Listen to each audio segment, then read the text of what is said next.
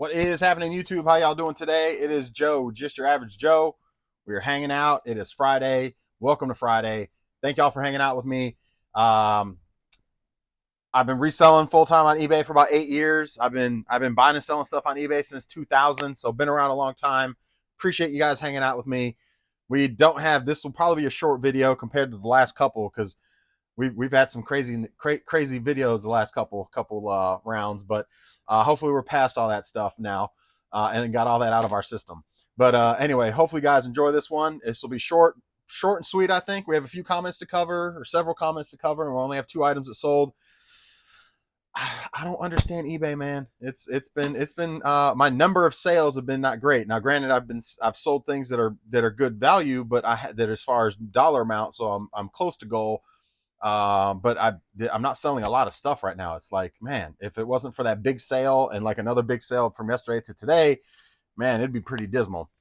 But we'll go over that in just a moment. Let's go ahead and knock out comments. Again, appreciate you guys hanging out with me. Again, my name is Joe, just your average Joe. Fart Sack Jack says, should be fun. Laugh my ass off. Laugh my ass off. Go BS. Go live. Yeah,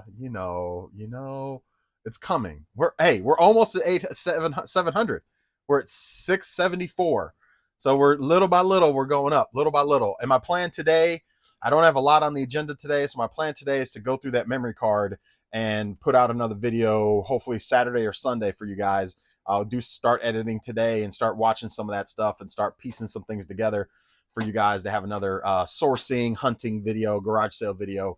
It looks like that last one went pretty good. It had like 430 views so far, so not too bad. So I'm gonna try to get that out for you guys between tomorrow and Sunday. Get another one of those since I won't be doing this until Monday. We'll be back Monday as far as this platform, the way the way we do stuff here normally. I'll be back on Monday, but again, over the weekend, I'm going to try to post something. It'll be old footage. I got one more memory card to go through. It'll be older footage. I don't know if I'm going to go yard sailing tomorrow or not. I'm wide open, so I probably should, but I also have a lot to put up on eBay still. Even though my processing table is clear, my upstairs, as I mentioned, looks like a video game store, threw up all over it. I still haven't gotten to posting any of it. There's probably 17 systems now. I got those 2 PS1s, which did fire up. Just to follow up from yesterday, both of those PlayStation 1s did fire up. They both worked. One of them is actually modded and had a modded game in it, or burnt game in it, so it can play burnt games, which is nice. So in my experience, the modded PS1s actually go for a little bit more than the regular PS1s because you can play burnt games on it. I don't even know how you do that anymore. That was big back in the early 2000s, mid 2000s. So I don't even know how you do that anymore. But either way, hell, most computers now, I don't even know if they come with damn CD drives. Some of them, it's all digital stuff. But anyways, or disk drives. Anyway, I built mine with the DVD disk drive. But a lot of them, my buddy was telling me a lot of them don't have those anymore. But anyway, that's nor here nor there. Both of them fired up. Both of them worked. So that was a good score. So I should get, I bundled them with all the filler games I had laying around. So I should get 120 off of each of them, which isn't a bad, I'm in $30 a piece on them. So that's not too bad. So yeah, that's my follow up from yesterday. So this morning I went and did a personal pickup. I picked up Fire Emblem on Wii for $90. Paid up on it. I mean, it goes for like 120. I did pay up on it, but I'm keeping it for myself, and it's in immaculate condition. I mean, it's minty mint. So that's that. Just make sure the mail lady's not coming through. It is already noon. I got a late start today since I did a deal. I had to pack up all my football helmets and stuff. I had 16 boxes going out for football helmets because if y'all know, if you have not hung out with me before, I'll give you guys an example.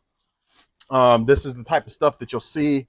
I run a Facebook sports memorabilia room on Facebook.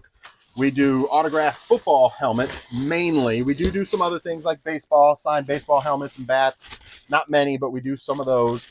Some basketball stuff, maybe some entertainment stuff, but 95% of what we do is stuff like this, which is autographed football helmets. So this is Calvin Johnson with Hall of Fame inscription on it with Megatron on the front. It's got the Oakley visor on it, and it is an authentic helmet with the pads, and it is certified.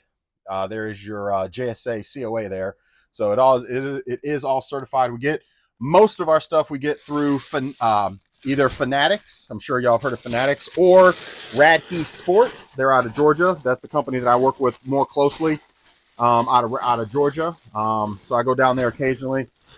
My buddy, who technically owns the business that I'm working.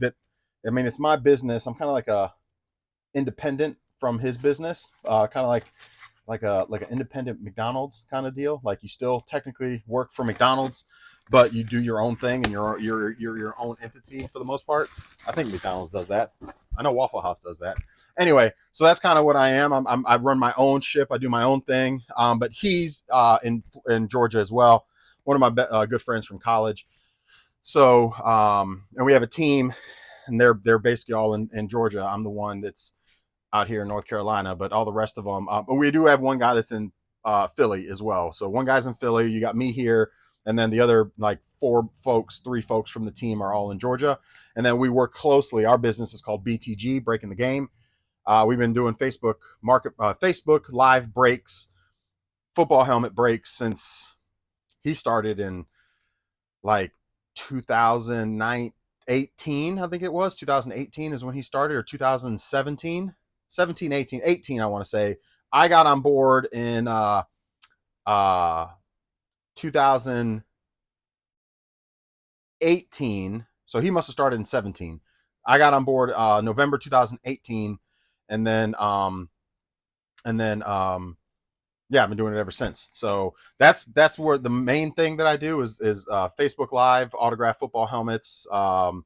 Again, been doing it now 6-ish years, and yeah, so if y'all want to check me out over there and see some cool items like those, BTG East Coast, search that on Facebook groups. We are a private group, so you do have to request to join, and just say you came over from YouTube, and I'll get you in, and you can check us out and see what we do. But if you want to fill up your man cave and get a couple football helmets or anything like that for whatever team, we have everybody for pretty much every team. Anybody you can think of, unless they're like non-superstars, so if you want some like, third stringer that was your favorite player, probably don't have those guys. But every team, Packers, we got Green Bay, Green Bay Packers. We have Brett Favre, we have Donald Driver, we have Aaron Rodgers, we have, so let's move over to the Giants. We have Eli Manning, we have Tiki Barber, we have Lawrence Taylor. So, go Miami. We have Dan Marino, we have, Tua, we have, so it's the new guys, the old guys, Tyreek Hill, Waddle, who's old, Ricky Williams, so, new, old, pretty much every team, if they were relevant, we have pretty much everybody you can think of. So we have access to all that stuff. So whether it be Fanatics or Radkey Sports, we have access to pretty much everybody. So anyway, if you're looking to do any of that or fill your man cave or want to buy, we don't really sell helmets one of, or just buy one straight out. We do break style, which is like raffle style almost. So like you can win a helmet for as low as $40, as high as 160, 80 is our average price point. But again, guys win stuff for as low as $40 sometimes. But if you're winning things, you're winning items. And so sometimes we have a community that you can buy, sell, trade stuff.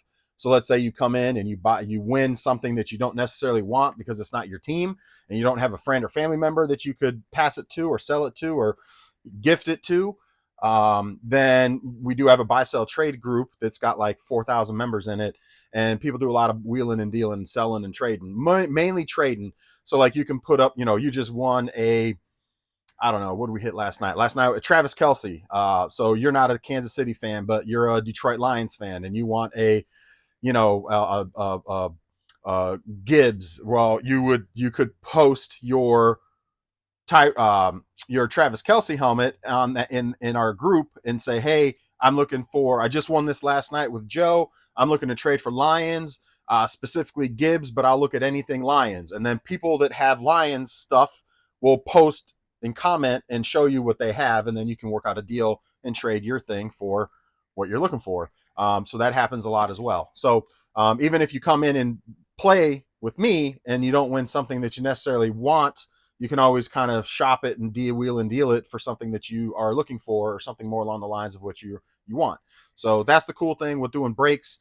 It's a way to get things less expensive. Not to say you can't drop a lot of money and not win anything. That can happen too. That's not normal, but that can happen. So, but I do tell people, you normally are going to spend about what it costs to buy something before you end up winning. Now, do some guys come in and just drop $40 and win $1,000 helmet? Yes. Do guys spend $1,000 and don't win anything? Yes. It's a raffle style, it's break style. So it's a fun time, and you can win things cheaply, but you can also, like, I'm in a Michael Jordan room for Michael Jordan cards that do the same thing. It's a raffle style for Jordan stuff. Man, I've spent over the past 6 months probably $1,500 and haven't won a darn thing. You know what I mean? So but it's always 50 spots at like $25 or $50. So you get every time I go in these things, it's a 1 in 50 shot that you're going to win. You know what I mean? The one I do for my stuff is typically a 1 in 8 or a 1 in 16 shot. So, for $80 or for $40, you're going in for either 1 in 8 shot every time, or you can buy 2 spots, 3 spots, 4 spots, whatever many spots you want.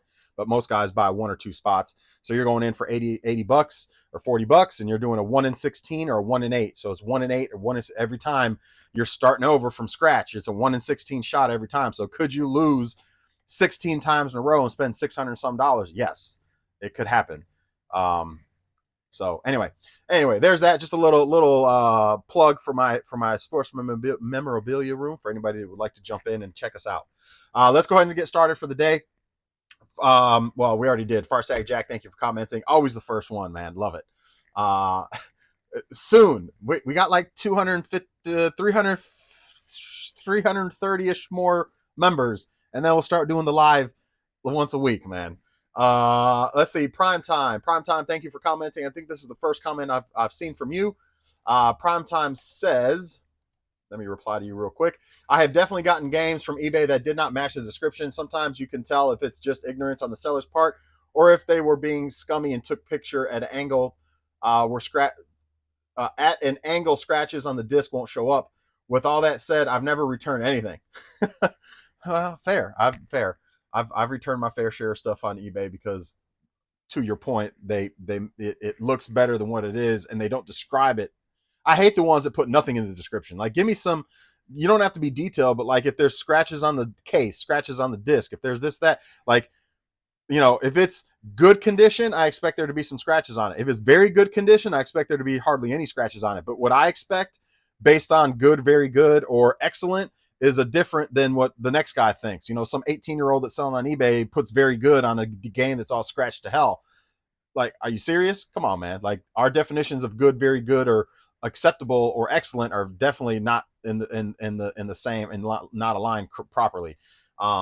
Anyway, but thank you for hanging out, Primetime. Mark says, stop talking about clothes measurements. Hey, we're done.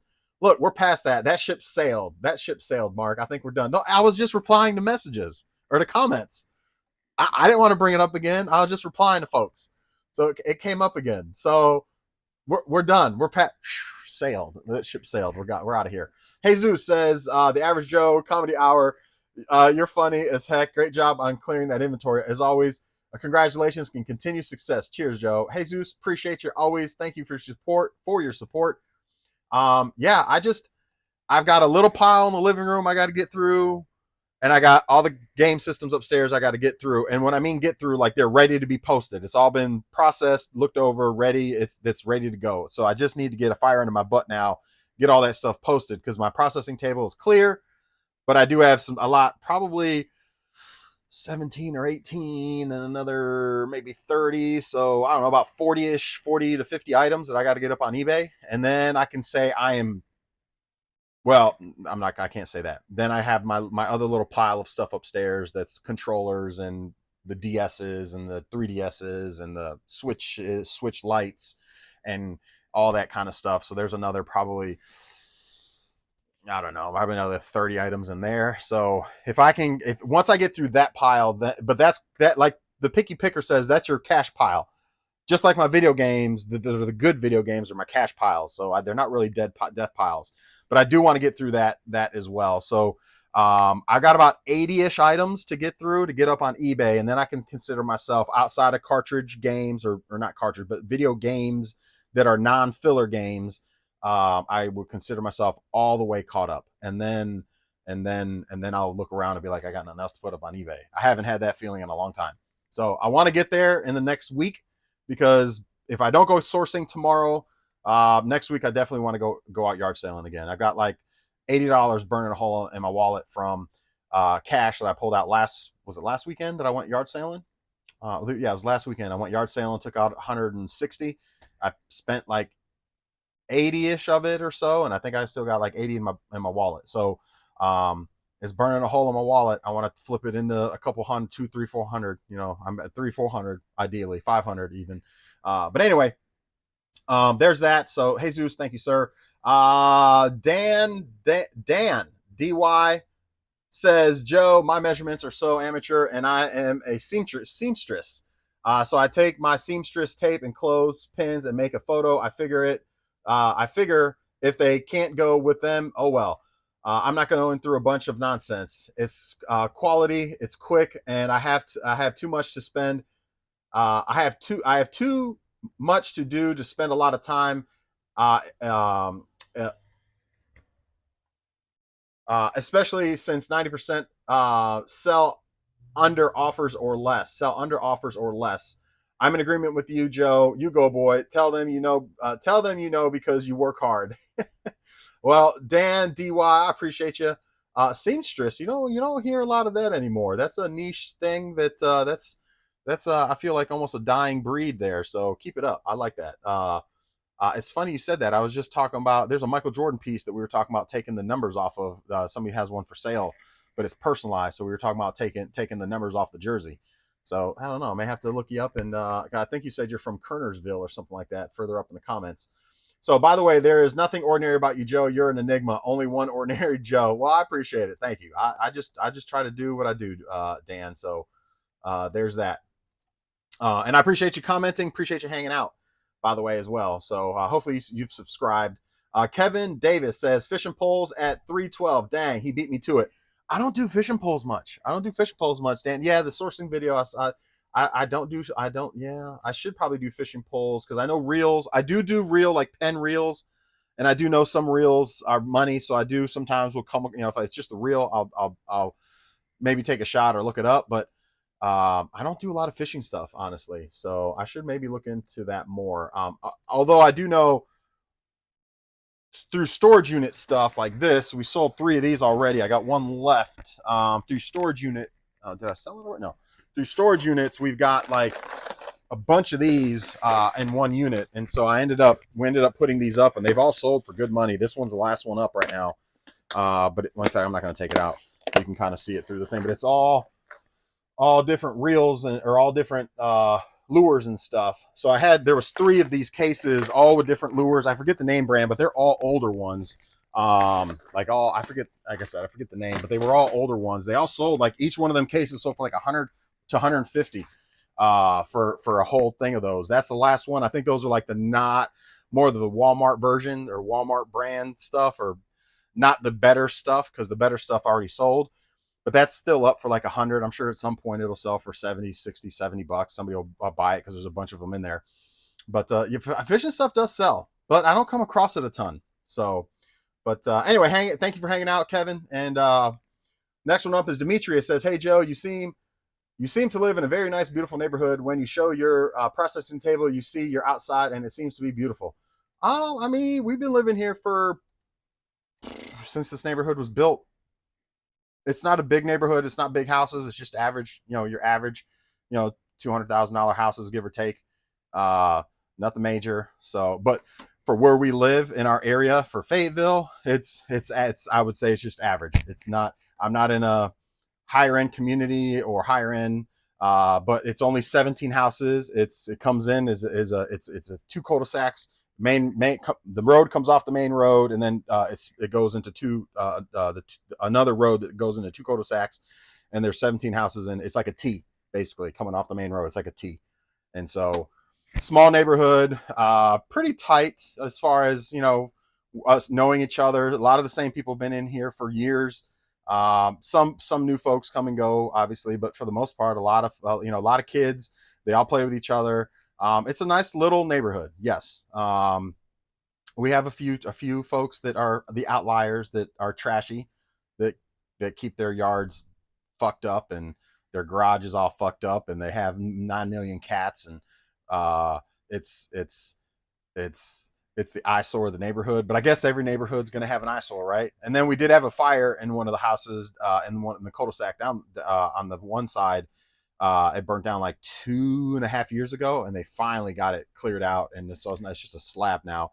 I don't know if they're going to rebuild or not, but outside of the two eyesores, which luckily the one eyesore is pretty much taken care of. It's just not sure what they're going to do with the land, the property yet, or they're going to rebuild or not yet. But outside of that, we just had the one big outlier. I mean, we have a couple other folks that don't totally maintain their yards, but for the most part, it's, we don't have like an HOA. We don't have anything that keeps everybody straight in line. I guess that's good or bad. Luckily we haven't had anybody that's really, except the one outlier, anybody else that's really bad. It's not a bad neighborhood. I'm rambling at this point, obviously, but it's not. We've lived here since 2007, eight. When the neighborhood was first established, we purchased brand new construction at the time. Um, so yeah, I mean, I can't complain. Can't complain. So, um, it's certainly not your uppity neighborhood for sure, and it's not a rich neighborhood for sure. It's a lot of average working folks, military folks. If you're in the military, probably E5 to E7 range. I would say is probably the grade of folks that are maybe even E4 to E7. I would say after E7, E89, you're probably looking at a bigger house in a little fancier neighborhood. Probably in the $300 to $400,000 range. But that just gives you an idea. If you're military, you would understand more so, I guess, where I'm coming from. But yeah, I can't complain. We've been here since 2008. We haven't had any real problems. No big, nothing really. I think there's been two break-ins since 2008. So you're talking 16 years, and there's only been two folks that have gotten broken into in 16 years in this neighborhood. So, I mean, yeah, not too bad. Not I would say those are pretty good statistics there. Maybe not. I don't know. But anyway, one fire. Uh, one police chase into our neighborhood that ended with four kids. Long story short, one police chase started in Fayetteville. It ended in our neighborhood, and the kids rolled up in our neighborhood going like a bat out of hell. They screeched tires, stopped in front of my neighbor's driveway, and they ran like a bat out of hell down this cul-de-sac on this other side. And back there is just woods, because all around us is just woods for the most part. It's the main road, and then there's no other neighborhoods that are really close to. I mean, they're close. Like there's one on the other side that's on the other side of the woods, and there's one on the other side of the woods on this side, but they're 3, 4, 5 football fields. I mean, it's yardage before you get to the next neighborhood. A lot of wooded area, which is nice, for us. But back this way, it goes down into a swampish creek kind of deal, and that's where and it was cold. It was like around this time, November, December time frame, and they decided to run down that way, and they got into the swampy marsh creek water. The cops come rolling in. The detectives, the ambulances, fire trucks. Because they were in water, they brought in a damn boat and everything, the police boat. So all the road was just filled with just cops, all sorts of different cops and stuff. It was nuts.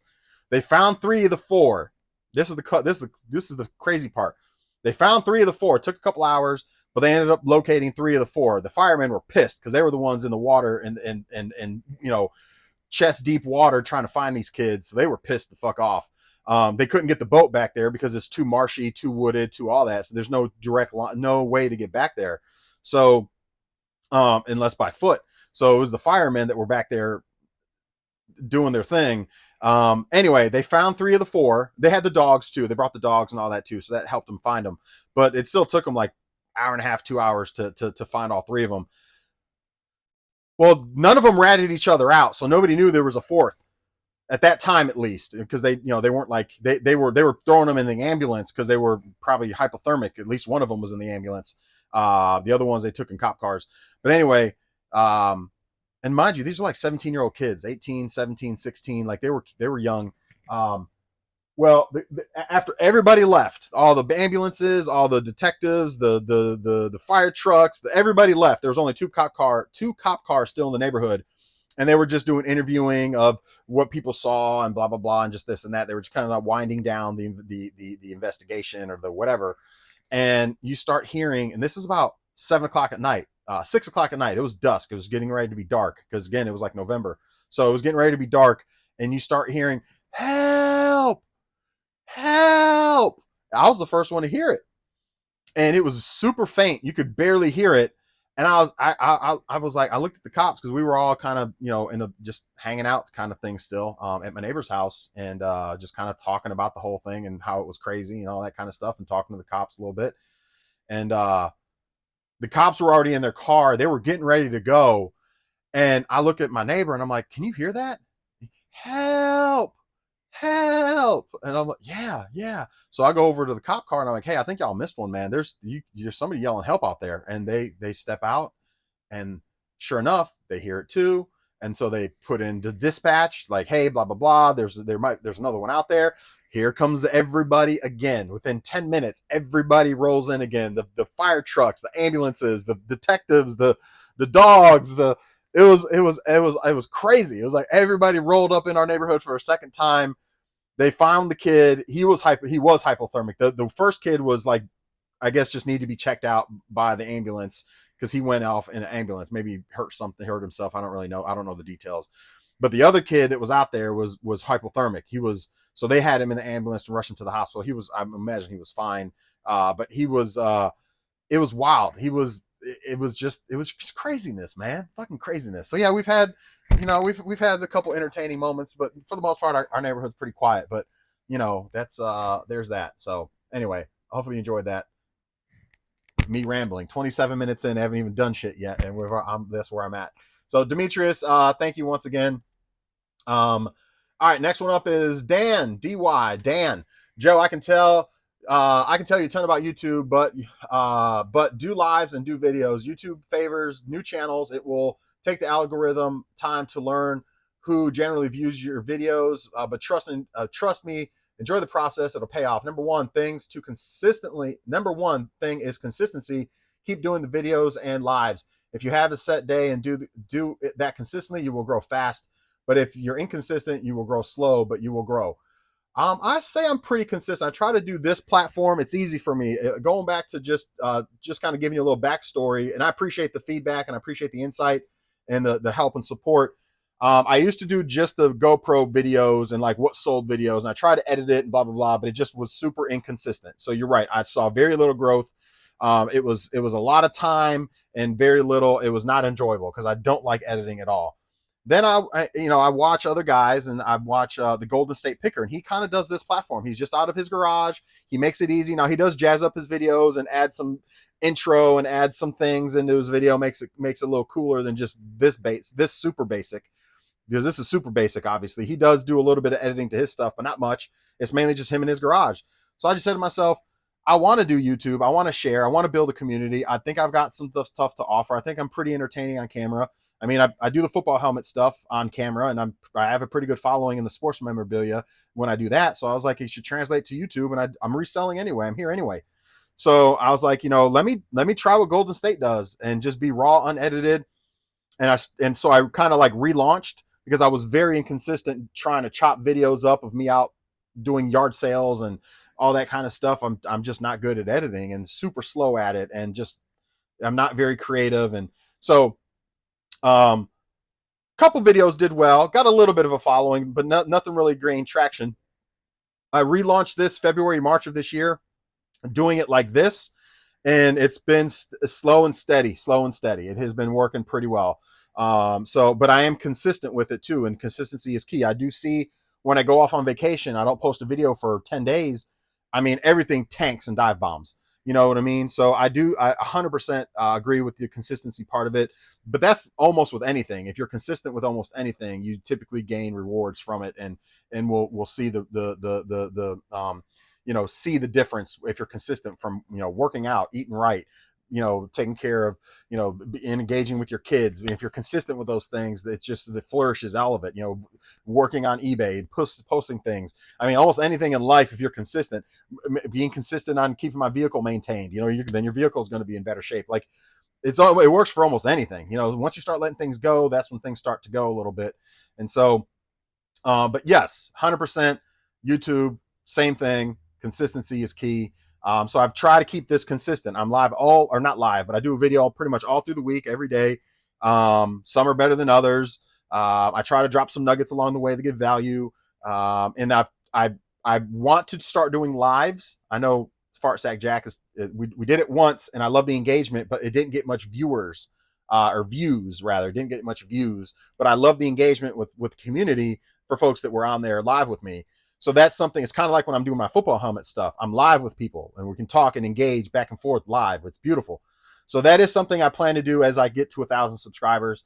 Between now and then, my plan is to the enhancement that I want to bring to you guys is editing at least one video a week, maybe once every 2 weeks. That's me out there hunting and sourcing, and edit it very minimally, and then post it for you guys like I did the one I just did last week, I think it was. So my goal today or tomorrow is to get another one out for you guys from old footage to post either tomorrow or Sunday, and that'll be just a sourcing video. And again, that's just an extra layer for folks that like to watch that stuff, an extra layer folks that like to watch me do deals with folks, that they can get an idea of how to wheel and deal and talk to people, because I think I do a pretty good job at that.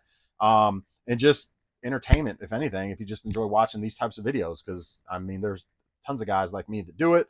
Some are better than others. I'm definitely not. I'm down there as far as my video quality is not very good, but I think I bring a lot of value to the table when it comes to that kind of stuff, because I've been doing it for so long. But I appreciate you hanging out, Dan. Thank you for the feedback, or thank you for the insight. And yeah, any help with YouTube, I'll take it, because I am not good with YouTube at this point. I'm here. So, and you guys are coming, and I appreciate it. So. He also says, make sure you respond to comments, hearts, thumbs up in response, because activity on those videos will push them up, just like eBay does listings. Agreed. And I do. This is how I do. This is what I think has helped me separate myself from most folks that at least that I watch on YouTube, is I do this, which we're 30 minutes in. I've been rambling, but I'm addressing, hearting, liking, and replying to every single comment. And Mondays are usually the heaviest. Mondays videos are usually an hour. This one, I was hoping to only be like 30, 40 minutes. We might get there, but maybe not. I don't know.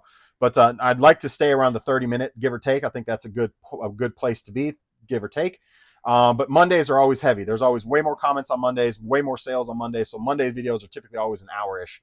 But I always want to engage with you guys in the chat, and as far as, because I want to touch on everybody's comments, questions, trolls, things I don't agree with, things I do agree with, and just touch on everybody's comments. I think that's a good part of doing this, because, and I think that's kind of maybe, I don't think I see many YouTubers do it this way. So I think that's kind of the thing that kind of separates me a little bit, is I do it this way. This is what I do. This is my niche. This is how I do it. I like to engage through the chat with y'all. And then I reply to everybody. I replied on the newest video. So when you watch the next video, you can see I replied to your comment from the previous video. Or previous videos, but it's on the newest video. And so anyway, that's yeah, I appreciate it. Thank you. We have a few more, and then we'll get to sales. I only had 2 sales, so it won't take us long. Processing table cleared. So Phantom, thank you, Phantom, for commenting. Phantom, always appreciate your support as well. Processing table cleared, ready to make to intake more.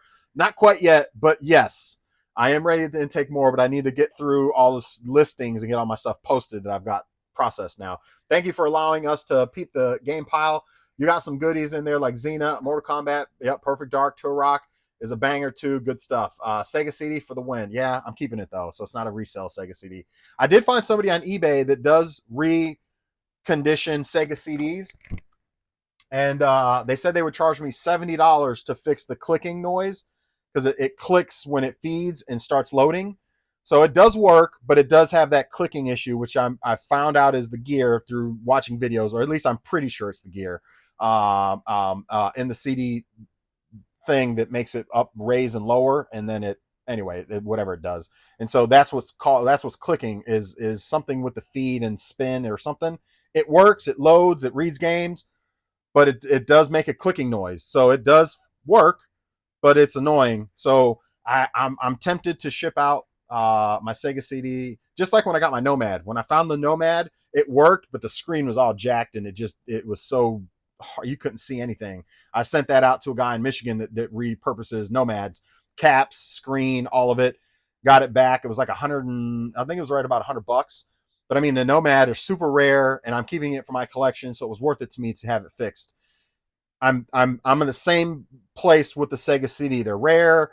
I mean, it works, so that's great. I just got to get the clicking thing figured out, and so I'm thinking about sending it to him for $70 plus shipping, so like $90 round trip. To have him tinker with it, fix the gear, fix the clicking. He's not going to redo caps and all that kind of stuff, and the laser works, so he don't have to worry about doing anything with that. He's got to figure out what's happening with the clicking, which I'm pretty sure is the two gears that are in it, the feed and the load and the drop the CD, because the tray moves up and down. And so that's, I think, the gear that's clicking too, because it does it at the beginning of you putting a game in. So anyway, that's nor here nor there. So I'm debating on doing that, but yeah, that one's for my personal collection though. So I'm maybe after Christmas. I got it in one of my bins.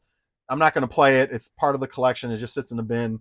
So I'm not super motivated to spend the $90-ish to do it right now, because there's other things I could spend $90 on. So I'm not going to, and plus you got Christmas right around the corner. So I think I'm going to hold off for now. And I just bought Fire Emblem for myself, which I'm also not going to play, which is, did I mention that earlier? I bought Fire Emblem today. Yeah, for 90. So I don't really need to be spending that now. So I shouldn't have even bought Fire Emblem, to be honest with you, but it was so clean. It was like mint. So I was like, you know what? One day I want to play it.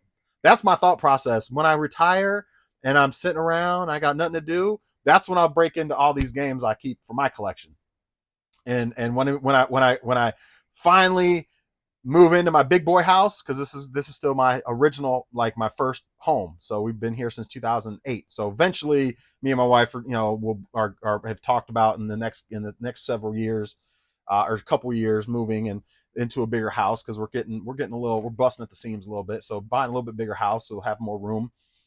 And at that point, be able to display all of my stuff, because right now my bonus room is my office, and between the football helmets and just my personal stuff, there's not much room for any of the other collection and stuff to go up there. So eventually I'd like to have my own nice big area to be able to put a bunch of shelving up to display all my stuff, whether it be sports stuff, video game stuff, and all that, and be surrounded with the stuff that I enjoy, that I like I have upstairs now, but it's mixed with my office space and work. And so it doesn't quite feel the same. I don't like chilling up there anymore. I used to before I started using it as an office, but now it's like an office for me. It's my workspace more than my personal chill space with all my stuff that's surrounding me. Now it does have a lot of my stuff that I like that surrounds me, but it also has a lot of work shit in there and all my football helmet shit in there, and it's just clutter as fuck. And so it's like, it's not what I want it to be. I want to be able to separate my personal space with my stuff and then my workspace with work stuff. And so eventually when I move into my big boy house, I'm 43. I'm thinking by the time we're like 46 or so, we'll probably move into our next house, our permanent forever house, or 46, 47. We'll move into our forever home, and then I can start doing that. So that's kind of, my thought process there. And like I said, once I retired, I'm just sitting around 65. If I can still play games, I'm in my right mind still, then I can sit down and play video games when I'm 60, 65. Burn time that way. So, but until then, it's hustle time. So I got another 16, 17 years of hustle time, maybe even 20 years of hustle time before I get to that. And hopefully I don't drop dead before now and then. And hopefully I don't have any major health issues between now and then. And that's the plan in my mind. So anyway, I'm rambling yet again. Excellent buffer nuggets, and those WWE wrestlers will find a good home for Christmas. I hope so. I already got a watcher on it. I put it up for 120. There's 35 wrestlers and 2 DVDs. I put it up for 120. I figured $4 a piece, give or take. Plus the DVDs, that's around 120. If somebody offers me like 80, 90, I'll take it. I already got a watcher on it. So hopefully they do sell as a lot, because I already put them all up yesterday and got rid of all the individual auctions or individual listings, deleted all of them, put one big listing up with all of them, and I already got a watcher. So like I said, hopefully that sells at some point here in the near future and get rid of all those damn wrestlers, because I've been talking about them wrestlers for months. I've had them for 2 years almost. I've sold a lot of them so too, but yeah, you know what I mean. All right, so Dan says again, Dan, appreciate you commenting again. Says, Joe, where are you? I'm in NC Kernersville area. Yeah, Raleigh's about an hour 45 from me. So I'm in Fayetteville, North Carolina, the outskirts of Fayetteville, North Carolina. I'll just say that. Hope Mills-ish area. So that's where I'm at. I do go up to Raleigh occasionally, do deals up there. I typically try to line up 2 or 3, 4 deals. Like the next time I'm going to go to Raleigh is when I pick up my boat from the boat place that's in between Sanford and Spring Lake. There's a place that I take my boat to have it serviced, winterized, and I had some mechanical things happen. So it's there right now. And when I go pick it up, I keep it stored at a place near Jordan Lake. And so next time when I go up there, hopefully in the next 30 days or so, when I go do that and take it up to the storage place for the winter and cover it and have it ready for the winter, or have it, protected for the winter, I will try to line up like 3 or 4 deals while I'm in Raleigh, because I'm basically right there. I'm in Apex area. It's right near Apex, 10 minutes from Apex, where the storage place is, near Jordan Lake. So at that point, I'll try to do some deals, carry Apex area, things like that. And I try to do that every, I don't know, I don't really have like a time frame, but every so often I'll go up to Raleigh if I have a special trip to go up there, or whether I just see some things and I'm like, oh man, let me try to make a trip out of this, because I want this bundle, but I don't want to go up just for that. So let me try to do a couple other deals while I'm up there and make it worth the trip, because it's an hour and a half or so for me to get up there and then an hour and a half back. So I try to line up a few deals and then do it all in one time and then come back home and make the trip worth it. So I do that occasionally. But yeah, I'm Hope Mills, Fayetteville-ish area is where I'm at. So appreciate you hanging out, Dan. Let's see. Akira Comics says you should do a personal collection video. Akira Comics, well, first, thank you for commenting. Thank you for hanging out. Akira Comics, I would say 75% of my collection is in bins. I mean, I've got the bins I showed you guys on the last video. There's 1, 2 bins over here. There's 2 bins underneath my processing table that are my personal collection bins. I've got 1, 2, 3, 4, 5, 6 bins stacked up by the bikes. Is it 6 or 5? I forget. Oh, sorry about that. 1, 2, 3, 4, 5. Yeah, 6 bins that are stacked over by my bikes. Those are all personal collection, and I got 2 bins upstairs. So what is that? 6, 7, 8, 9, 10, 11, 12, 13, 12 going on 13 bins full of shit. That's my personal collection, video game related, that I can't display and put up. So I don't want to go through a bunch of bins and show you guys everything that's in the bins, but it's all it's all, it's good stuff. It's not good stuff. It's all a mix of stuff. It's stuff that I would say like, I don't have this. At this point in my collecting phase, if it's worth money, I'm keeping it. Or if it's something I have intrigued to play at some point, I'm keeping it. So it could be high end, it could be low end. I may not even be intrigued to play some of the higher end stuff, but it's like, well, this is worth $50. I'm keeping this. Or, so that's just where I'm at in my collecting journey at this point. I don't chase after the guy I work with, not work with, but the guy I'm that I know here in Fayetteville that's also a big game collector and reseller. He's the complete inbox, like old school stuff. So like all the cardboard inbox stuff, all the Genesis inbox stuff. So like he don't even touch it unless it's got, because he's looking for, N64, Super Nintendo, all complete in box, Game Boy, all that shit that's complete in box. I'm like, man, if I can get the cartridge for this stuff, I'm happy. Like, I have a few complete in-box things, but I don't chase that. They're just too expensive a lot of times. They're up there, man. So if I can just come across the game, I'm a happy camper, especially the older cartridge stuff that had cardboard boxes. So there's different levels to the game. He's also into grading and having a lot of that stuff graded, or sealed and graded. Kind of like chase after the right price. Like there's just different levels. Obviously, I don't think I'm at a higher level by any means. I have a lot of stuff, but I don't do the sealed a lot. I don't do the graded. I don't do the complete in box. I could care less as long as I got the game itself. Now, disc games, I want the manual and the case. Like your PS2 games. I want the case, the manual, and the game.